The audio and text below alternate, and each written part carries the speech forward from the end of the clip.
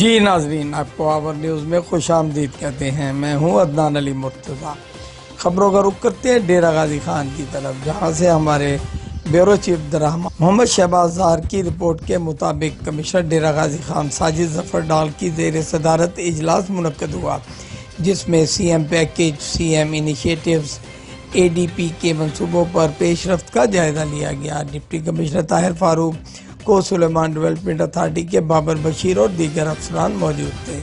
Commissioner Sajid ظفر ڈال نے اجلاس سے خطاب کرتے ہوئے کہا، تاہم میٹیریل کے معیار پر سمجھوتہ نہیں کیا جائے گا۔ تمام ترقیاتی اسکیموں کی موجودہ صورتحال کا تصویری اور ویڈیو ریکارڈ مرتب کیا جائے۔ اجلاس میں بتایا گیا کہ general bus stand Dera Ghazi Khan کو جدید طرز کا انٹرسٹی ٹرمینل بنایا جائے گا۔ منصوبے پر 3 کروڑ روپے کا تخمینہ لگایا گیا ہے۔ تعمیراتی کام کے لیے 7 جون کو ٹینڈر طلب کر لیے گئے ہیں۔ تونسا شہر اور بھارتی میں اسٹریٹ لائٹس اور دیگر کام کے لیے 62 کروڑ روپے مختص کیے گئے ہیں۔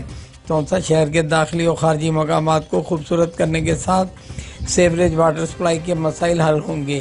ٹریفک روانی کا خلل دور کرنے کے لیے 32 فٹ کے اونچے کھمبے لگانے کا فیصلہ کیا گیا، جس کے لیے اسکیم میں ترمیم کرائی جائے گی۔ اسٹریٹ لائٹس کے لیے 6 کروڑ روپے، سیوریج واٹر سپلائی کے لیے 10 کروڑ روپے مختص کیے گئے ہیں۔ لوکل گورنمنٹ کی 23 اسکیموں پر 59 کروڑ 60 لاکھ روپے اور بلڈنگز کی 30 اسکیموں پر 5 ارب 54 کروڑ روپے مختص کیے گئے ہیں۔ اجلاس میں نئے مالی سال کی اے ڈی پی کے لیے ترقیاتی منصوبوں کی تیاری کا بھی جائزہ لیا گیا۔